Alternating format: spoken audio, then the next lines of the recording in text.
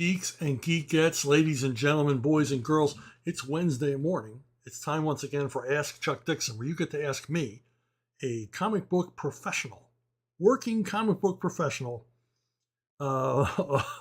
world renowned, questions about what I do for a living. And what I do for a living is I sit here and make stuff up all day. If you haven't subscribed, please subscribe. If you have subscribed, thank you. Since I started asking for subscriptions, the viewership of this little show has expanded exponentially, and I appreciate it. So if you want to help the show out, help yourself out by helping to grow this audience, hit that little button down below. It won't cost you a cent. No salesman will call. All right. Keon Kurgi. My grandmother once asked me for a movie to watch. I asked her what kind. She said either a James Bond movie or a space movie. So I gave her Moonraker and said, well, here's a James Bond in space. What are your thoughts on Bond movies such as Moonraker? Awesome, retarded, or both at the same time? Moonraker was an obvious attempt by the James Bond movie producers to cash in on Star Wars. It fails by almost every measure. It's not a good Bond movie. It's not a good science fiction movie. It's not a good space movie. It's not even really a good gonzo action movie. It just fails everywhere. It's one of the weaker entries, which is a shame because they spent so damn much money on it. But that said, there's some good stuff in it. Overall, it's gorgeously photographed. And the Amazon River boat chase sequence is one of the better chases in the Bond franchise. It's exciting, suspenseful, and you're not sure how 007 is going to get out of it. So that part I enjoyed. Another scene which is exceptional and really should have been in a better movie. It's one of the more horrific death scenes in a Bond film. Is the death of the bad Bond girl. You know, the girl earlier in the flick who works for the bad guy who falls for Bond and must, of course, meet a horrible fate. This sequence, she's run down by Dobermans.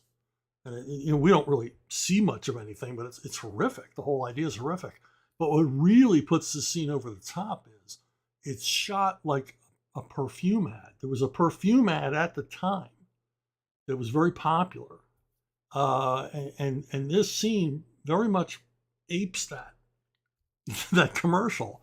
And by setting this horrific scene against this idyllic pastoral setting with the sun coming down through the forest into a glade and all that stuff, really, it's really a creepy scene. And like I said, I wish it was in a better movie. Also, Drax is a villain who's more relevant today than ever. Drax's little speech about reducing the population of the planet in order to improve the ecology is almost word for word the same speech that Klaus Schwab gave in Davos recently. So our world elite have caught up with the James Bond villains. And of course, Klaus Schwab is a James Bond villain. If you've ever heard the guy talk and the things he says, the crazy, nutty, maniacal things he says about reducing the Earth's population, I notice he hasn't volunteered. To save what? Certainly not humanity. Anyway, Drax is a terrific villain. Michael Lombard does a great job and has a terrific line. He has one of, after Goldfinger's "No, I Expect You to Die." He has one of the best Bond villain lines in which he tells James Bond that I'm going to put you out of my misery. That's a good one. I like that one. Of course, the weakest part of the film is the quote unquote comedy inserts featuring Jaws and his pigtailed girlfriend. They're really awful and totally ruin any chance this movie might have had being considered a serious espionage thriller. And I recently watched a fan edit. Now by fan, I mean some professional film editors went in and they excised as many of the corny, cringeworthy gags as they could out of the film. And they played around with the music a little bit. And it improved it. Still not a good film, but certainly taking that stuff out made it more watchable. But there's not a whole lot you can do with this movie to make it that much better. Including, I like Roger Moore. Who doesn't like Roger Moore? Charming guy. But, this isn't one of his better Bond entries. He's got too many creaky single and double entendres, which when he delivers them, they're a little bit skeevy. Pierce Brosnan and Connery get away with lines like that. Moore, not so much. They come off pervy. Oh gosh. Next question. David Jordan. Was Mark Waid pissed at you? Why David thinks Mark might have been pissed at me is this panel from Justice League, a Justice League story in '98, written by Mark Waid. I don't know who he's referring to as, For those of you listening and not watching, Martian Manhunter is either saying or thinking, and every single person in Wyoming with the last name Dixon has contracted typhoid. Maybe he meant Buzz Dixon. Maybe if I lived in Wyoming, I'd take it personally. It's more possible that Mark was just, in 1998, I don't think he had any reason to be mad at me or have any animosity toward me. My name probably just, he's probably looking at a pile of comp comics and my name was on top. That's it. I'm sticking to that story. General Savage, when it comes to writing characters who are members of the military, work for the FBI, or are police officers, special forces, that kind of thing, what's the most research you've ever done for trying to accurately portray that experience or to make sure it doesn't feel corny? Like, have you ever asked anyone you knew that was in the military or worked for the CIA, etc., what it was like? Did you ever read anything about what those jobs were like at all, or did you mainly try to write those kind of stories however you wanted? Also, what fictional secret agency do you think would be the coolest to work for?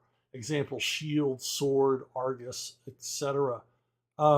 As I've said in previous videos, from the time I was a kid all the way to today, if I meet a guy or gal who's been downrange, who's been in the service, especially if they've been in combat, I will pester them with questions. And not stupid, rude questions like, did you ever kill anybody? Nothing like that. Just, where did you serve? What unit were you in? What time period? What was that like? And so I've always been curious about that stuff. And I always think that asking people who've served questions is, in a lot of ways more meaningful than saying thank you for your service. Because thank you for your service is like, happy birthday or get well soon.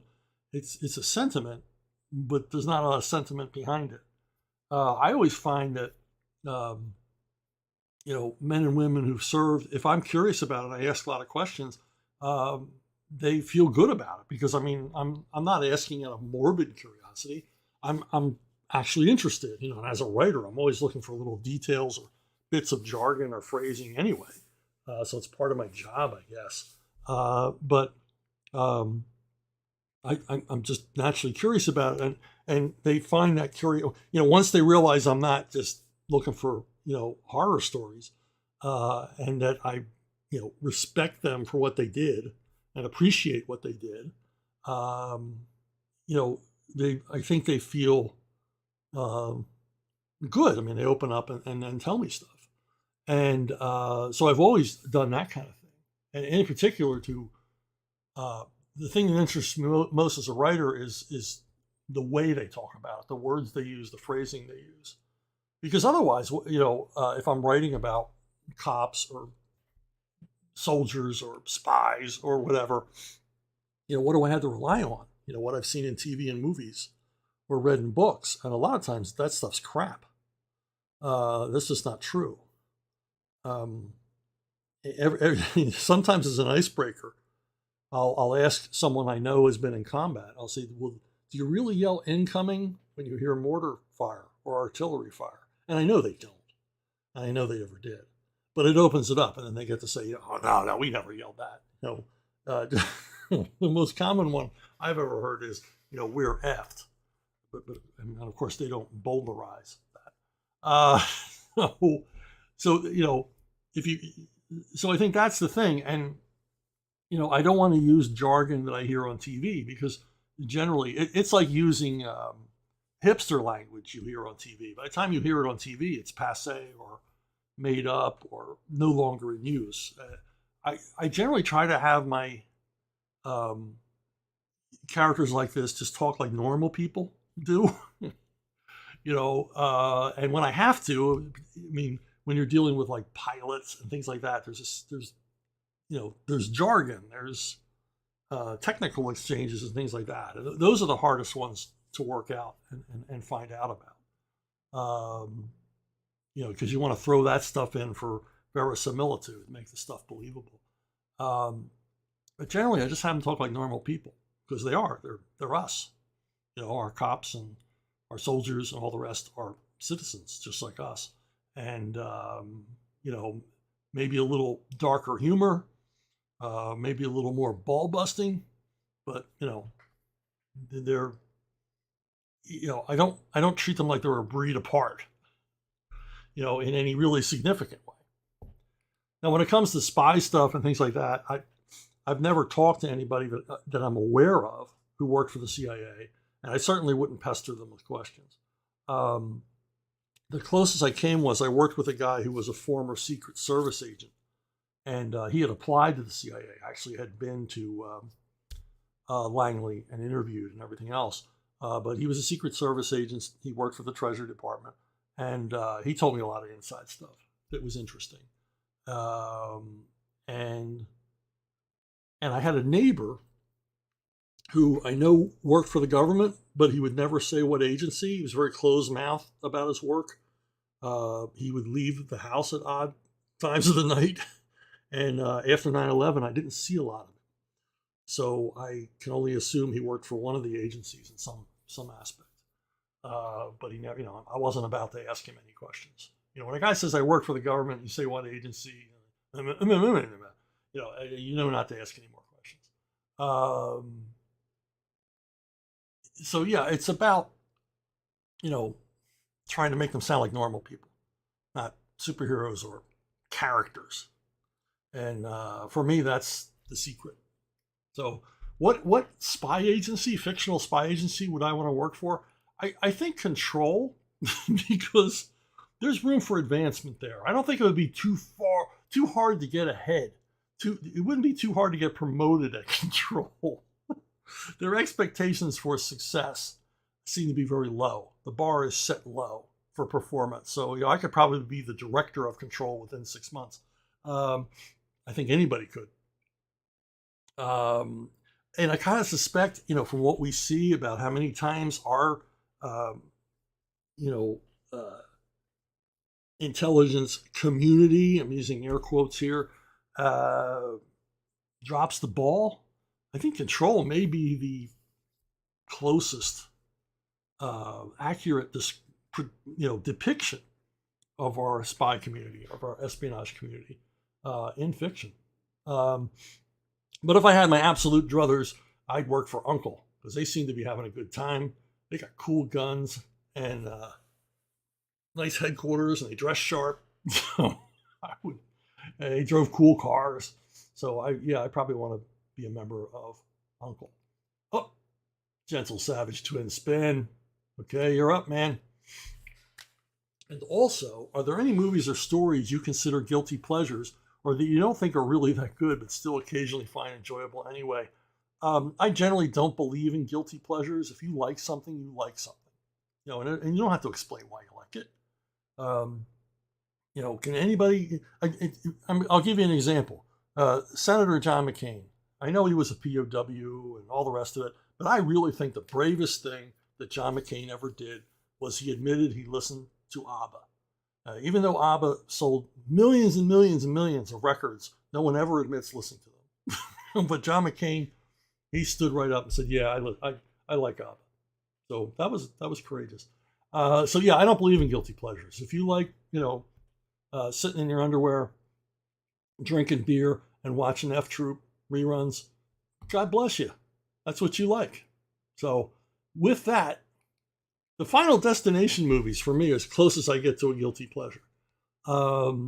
They're silly, but they're ingeniously repetitive. And I find that if I watch the first one, which is a good, tight little thriller, if I watch the first one, I inevitably will binge the rest over the course of a week, and usually around this time of year, for some reason. And Halloween kind of lends itself to the season, and I'll rewatch all of them except four. Four is awful. Even when they veer into self-parody, I enjoy them. And I guess as a writer, I'm looking at the mechanics of it, because they tell the same story. Each movie tells exactly the same story, the same setup and same resolution generally. And, they're going to get to the same place at the end. And I kind of like seeing, well, what were the challenges for the writer? What did they do to make this story feel different? And what did they do to build the characters within it and everything else? So yeah, if I had a guilty pleasure, I would say this was the one, the Final Destination series. Psionic Q. I once read a Marvel What If where the Punisher becomes Venom. As a Venom fan, I found the story fun. I don't know if you like or hate Venom, but I'm curious to ask if you would write a miniseries about that storyline. Well, if it's Frank Castle, I would write it, if they could meet my page rate, which they don't seem to be able to do these days. Yeah, I mean, if it's Frank Castle, I'm not a big Venom fan. I don't hate Venom. I don't really have any feelings about Venom at all.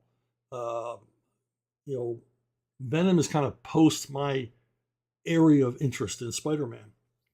After Ditko left, I wasn't particularly interested in the book. So that's how far back my disinterest in Spider-Man as a comic book goes. But, yeah, it'd be cool. It'd be fun. Why not? Certainly be bloody and violent and nasty. And that's where Frank Castle lives, and that's where Venom lives. So I can see that. I might look at this. Is actually an interesting what if. I obviously it appeared recently. This art looks pretty current. Within the last 10 or 15 years anyway. So I might look this one up. It's interesting. Interesting idea. Ofe. I have been reading the 90s Superboy comic run. Was there any inside DC competition between Superboy and your 90s Tim Drake Robin run? Anything else you can expand upon knowledge-wise on the creator's side of Superboy? And have you read them? And if so, opinions? Yeah, at the same time I was writing Robin, Carl Kiesel was writing Superboy. And for a while there was some overlap because we were sharing Tom Grummett as an artist. Tom eventually left to concentrate more on Superboy, which was cool. I understood that. Tom obviously was a great fit for Robin, but I think what he and Carl had going on with Superboy was more special, if that makes any sense at all. I think my Robin was pretty special, but I think what Carl and Tom had going was something really. There was some synergy there. I hate the word synergy, but that seemed to be what was happening. And was there a competition? No, not really. I really liked the Superboy run. I thought it was a great blue sky superhero story. It was a lot of fun. The characters were, appealing. He kept the story moving. It was really interesting. It's a great period on all the Superman titles. From leading up to the death of Superman, to the death of Superman, to the post death of Superman, all that period where you got Jurgens and Ordway and Roger Stern and Butch Guice and guys like that doing amazing stuff with Superman. Really expanding the franchise without breaking it. Doing incredible because they love the franchise.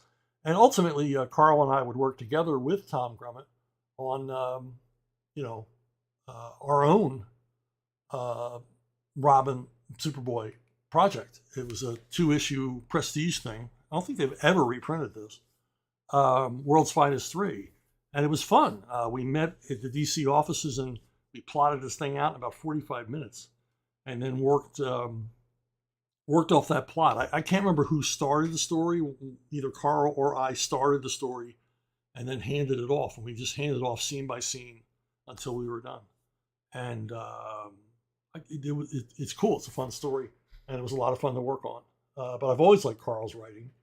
He's one of the better comic book writers. And if you watch a lot of these videos, I don't often heap praise on other comic book writers. But Carl knows his way around a comic book page. And as an inker as well. Yvonne Magila. My impression is that the relation freelancers, DC Warner or DC Comics, is getting worse in general. You yourself related an eventual problem that you had with them. So how do you see this DC Warner freelancers relationship? Are you seeing some degradation too in your relationship with them? You have a lot of material like Bane, Redbird, and hundreds of stories of many characters. Are you somehow worried?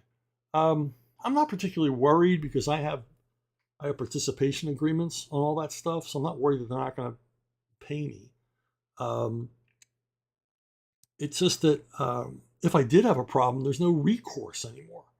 There's nowhere to go, and this is largely because though DC Comics is a wholly owned subsidiary of Warner's, and they can do with it what they will. Once upon a time, DC had some agency, and they don't anymore. An example of this is that Warner's made DC Comics move out to Burbank into a Warner's building and then kicked them out. And they kicked them out post-COVID. Just told them, like, get out of here. Go work at home. We're shutting your offices down. And they laid off a bunch of people, and then they laid off some more, and they laid off some more. And it just seemed like they completely sidelined the company, made it irrelevant. And you got to wonder how long it's going to be before they get rid of the publishing wing entirely. You know, they're not going to get rid of the characters. The characters are worth a fortune to them in merchandising alone. But the problem in Hollywood in general is that there's a big money problem in Hollywood. All of the major studios are deeply, deeply in debt. And when I say deeply in debt, I mean to the tune of tens of billions of dollars. They're losing stock value. Everything's costing more. The box office returns in the last few years have been horrible, just nightmarish. You got a few tentpole movies here and there, but you can count them off on one hand. You got Barbie, you got, the Top Gun sequel. There's not a whole, I mean, when a Taylor Swift concert video is #1 for 2 weeks, you got problems. And to do this, all of these companies are, laying people off, shedding stuff. The guy who's trying to save Warner's, who I think is doing a good job. I mean, much better than Disney. Disney will never figure out how to get out of the pit they're in. Not with the personnel they currently have. But the guy trying to save Warner's, I think he's carved a lot of he's carved billions off their debt, and he's renegotiated and he sold a bunch of properties off. And I can't imagine that he wouldn't simply shut DC Comics down. It's losing money. It's hemorrhaging money. And just shut it down and then offer the licenses up. I know, I'm not guessing. I know that there are publishers, there are entrepreneurs who could raise millions to publish DC licensed material done independently, not published by DC. So that's not a problem. The money is there. The money's on the table if Warner's wants it. The thing is, it's such a small amount of money compared to the tens of billions of dollars in debt that they are, that they're not going to get around to this. And as I said, DC has no agency. I mean, who's running DC? Who's looking after DC? Really no one. And no one has been for over 20 years. Back in the day when Paul Levitz or Jeanette Kahn were in charge, Warner's owned them. But Paul and Jeanette jealously guarded DC's brand and DC's territory. They guarded their corner, and they would, lock horns with Warner executives. They just wouldn't do everything they were told to do. They would not whore the company out. They're always finding creative ways to exploit the DC properties that didn't take away from the DC properties. And they're also looking out for the continued existence of the company, as well as looking out for the freelancers. They quite honestly looked out for the freelancers. If you had a problem, you didn't call a talent relations person. They didn't have one. You called, first you called Terry Cavanaugh. She was the managing editor. And if she couldn't solve your problem, she very cheerfully transferred your call to Paul or Jeanette. And you could talk to the person at the top of the pyramid. And they'd solve your problem. I never once had a problem that wasn't solved the same day. Now, to contrast with that, about 15 years ago, I had a problem where I did a few jobs for DC, and California was taking tax money out of my paycheck. I have never lived in California, but they were taking taxes, a significant bite out of my paychecks for working for DC. It took me weeks to straighten it out. Talent relations was a joke. I called legal. They were a joke. I couldn't get anybody on the 7th floor to talk to me, no executives. I eventually pestered an executives at Warner's to the point where he was screaming at me on the phone. And within a few days, I got a refund check. And it never happened again. But those are the lengths I had to go to. Whereas back in the day, one phone call to Paul, one phone call to Jeanette, it would have been handled within an hour or so. And it's because they cared. They cared about the freelancers. They cared about the company. If you were doing good work for them, they wanted you to be happy. Now they don't care so much. And in your question about this, you referenced the Chris Wozniak lawsuit and counter lawsuit from DC, as well as Bill Willingham's troubles over Fables. And this is an example. It's just an example of how bad it's gotten. It's rather ugly. And you got to wonder, where is it going? And yeah, I mean, am I worried about my proceeds? Because they still make a considerable amount of money from DC Comics in royalties off of properties I own and reprints and things like that. And could they vanish? Yeah, they could. Because, I mean, if, circa 2009, they simply stopped paying us foreign royalties. DC, Marvel never did. But DC used to pay royalties on foreign sales. And it could add up, particularly if you did as much as I did.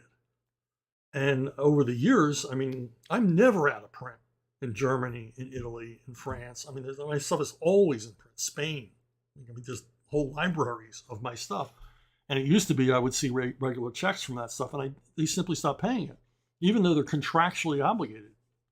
And when you talk to legal, they just say they're going to look into it. Well, they've been looking into it for years with no result. And but so few freelancers will step forth and complain about it that they don't feel a lot of pressure. Because comic book freelancers, for the large part, are a craven lot. They're always worried about their next job. Me, I'm not, because I know I'm not getting the next job. I just want my back pay. So yeah, it sucks. Freelance relationships with DC Comics, horrible. Don't even get me started on Marvel. Marvel, forget it. Disney, come on, seriously? They'll send a lawyer to your house to kick you in the nuts, just for fun. So, Robert Forhell 2746. Dear Chuck, what if DC and Marvel do a special crossover project? I'm already interested. Crossovers, I love crossovers. One villain and one hero switched the company and stranded for a year in the world of the DC Universe and Marvel Universe. Who would you choose? First of all, I got to tell you, Robert Forhell, this is genius. You should be running DC and Marvel. This is a genius idea. I can't believe nobody's ever thought of this one before. And now that you have brought it forth and I'm going to talk about it, they'll probably do it. Of course, they're going to have, the weak-kneed, half-assed talents they have now work on it, so it'll be completely unremarkable. But this, can you imagine back in the day this happening? And you take a top DC hero and a top DC villain, stick them in the Marvel Universe for a year.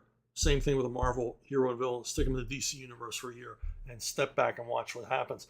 Crazy time. Now, just for commercial purposes alone, because it's the only thing that makes sense, I would send Spider-Man over to DCU. I'd send Batman over to Marvel, because that just makes sense. Because those are the ones everybody would want to see. And they're their flagship characters. So, perfect sense. Villains? We're going to need Kirby-level villains here. I'm going to send Darkseid over to Marvel. And a lot of you are probably going, well, why wouldn't you send the Joker? Joker wouldn't last 5 minutes in the Marvel Universe. I mean, come on. You got to send a powerhouse. You got to send a near god over there to make trouble. And that's what it's all about. How much trouble can the guy make? And yeah, there are Darkseid level villains and above in the Marvel Universe already, but this would be a new one, and he'd be coming from a different direction, and he'd be bringing all of his pals along with him. You know, Darkseid, you get a whole planet that's going to show up. That would be a blast. Doctor Doom versus Superman. Come on, you want to see that. Everybody wants to see that. How awesome would that be? And the coolest thing about these crossovers, I would play it that for like the first 3 months of all the books, no one in either universe knows what the hell's going on. I mean, you know, where did these guys come from? They're just messing everything up. And it would take everybody a while to catch up. But man, that is such an awesome idea. I really, really love that idea.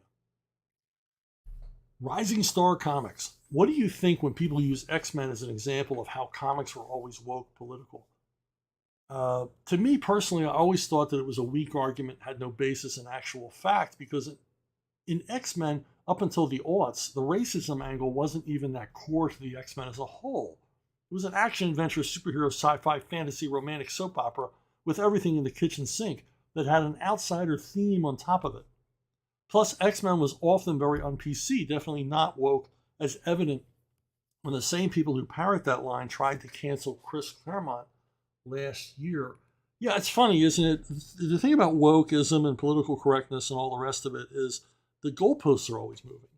I don't know Chris Claremont's politics, but I'll bet you he was pretty much in line with the woke crowd until, you know, whatever it was he said or did made them turn on him. So yeah, I mean, no, I saw. I mean, when you take the X-Men, the original X-Men in particular, who I saw as a pack of whiners, and now you make them victims, like professional victims.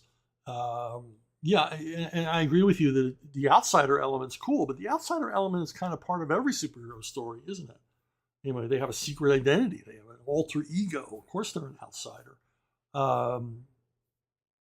But taking it this far and then saying the comics are always political. I mean, they may have dealt with the issues of the day.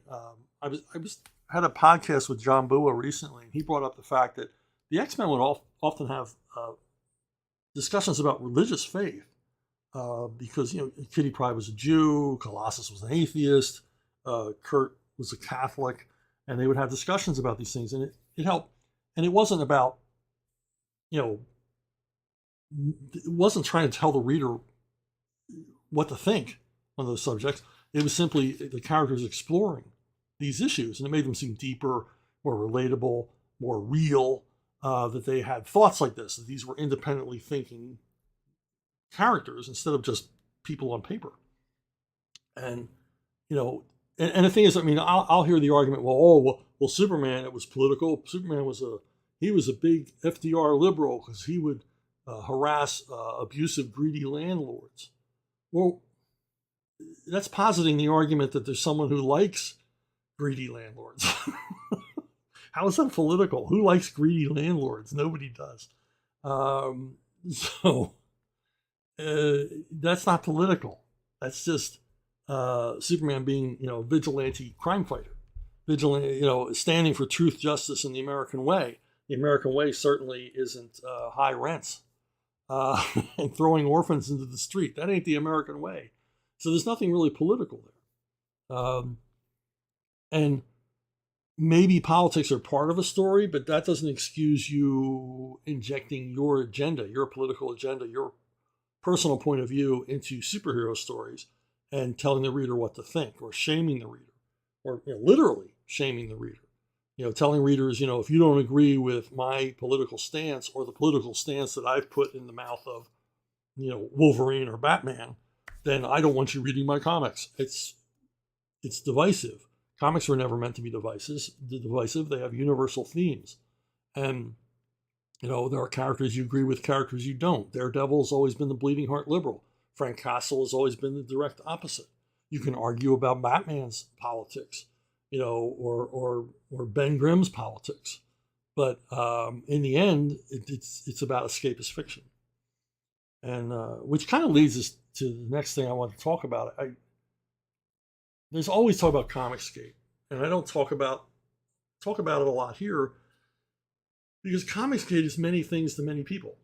To me, it's a pejorative created by people who didn't like certain creators, felt they had betrayed the industry by jumping ship.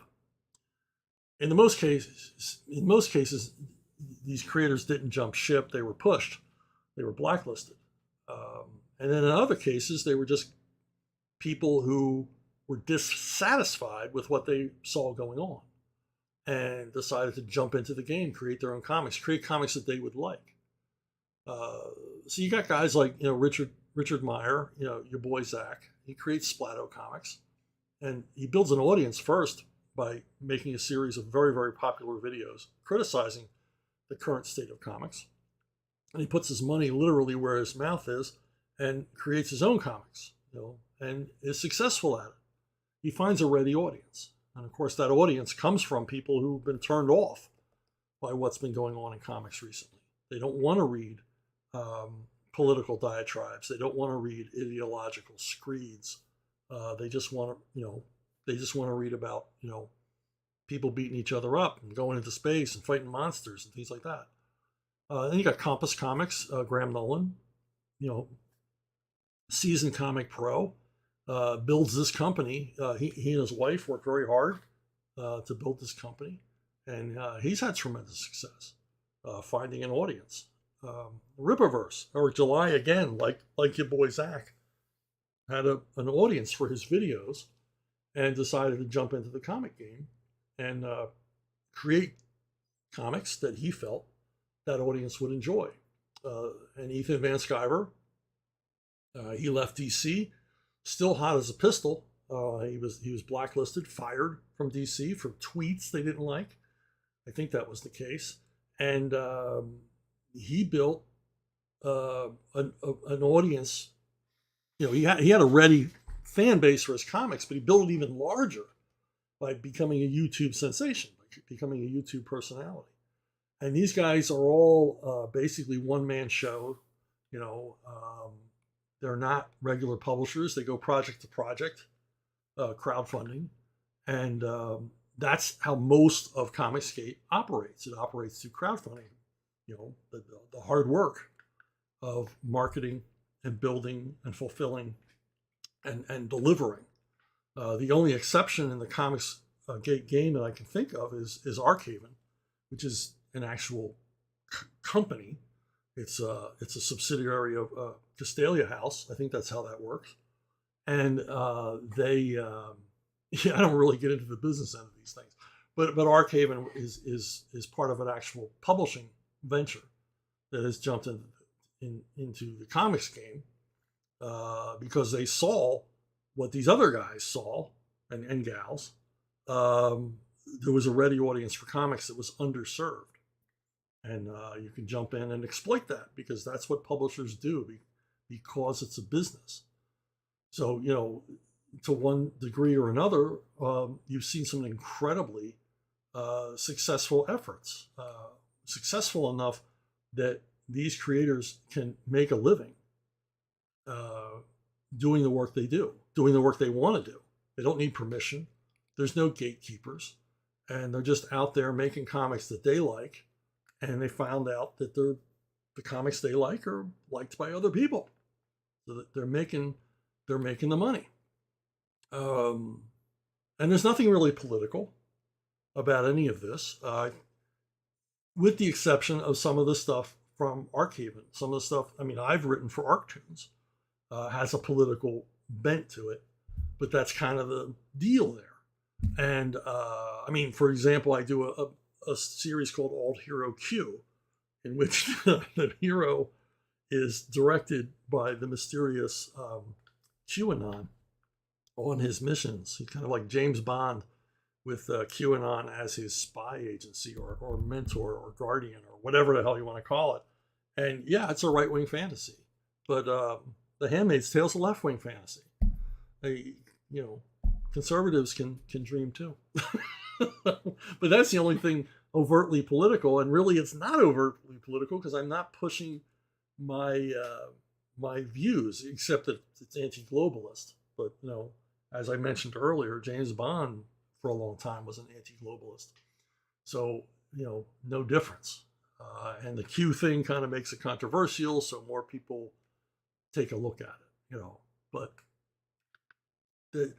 that's the exception that proves the rule. For the most part, the rest of these guys and gals are just doing what they want to do.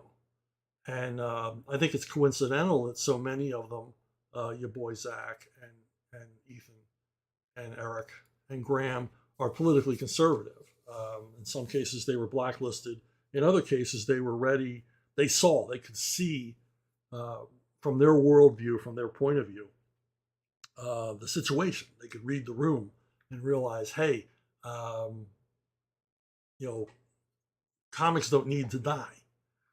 They can be saved, and we can reach out to that audience of people who've turned away from comics. Vast audience, majority of comic readers have left mainstream comics. They just don't buy them anymore, and that's a shame. But these guys jump in and they're working hard, and it is hard. This is hard work, crowdfunding. Once upon a time, you could just write and draw, and that's all you did. Somebody else did the marketing and the fulfilling and all the rest of it. But these guys have had to learn all of this stuff about merchandising and printing and shipping and blah, blah, blah, blah, blah. It makes me tired just to think about it. Now, I've done work for all these guys, and happily so. But, they're the ones really sweating it. They're the ones taking the risk, doing the work. And then of course you have the Dark Lord, whose motivations remain a mystery. But I dig working with them, and I dig working with all these guys. And I've been given an extraordinary amount of creative freedom by each of these people. I mean, it's their money, and they're trusting me with it. And but I think I've done okay by all of them. I mean, everything I've worked on for Splato and Compass, I've yet to. Well, I did a job for Ethan recently, which I hope helps him sell books. And Graham and the Rippaverse and all the rest of it. I mean, I've added value. Every campaign that I've done with these guys has been successful. Beyond my wildest dreams anyway, and certainly more successful than I could ever have done on my own, because these guys figured it out. They've broken the code. They know how to do the crowdfund. Now, they go after crowdfunding, the haters, the naysayers, from the left and the right. I was recently called a communist because I worked with Eric July. I wasn't aware Eric was a communist. I really don't know anything about Eric's politics, other than the fact that he keeps his promises and pays on time.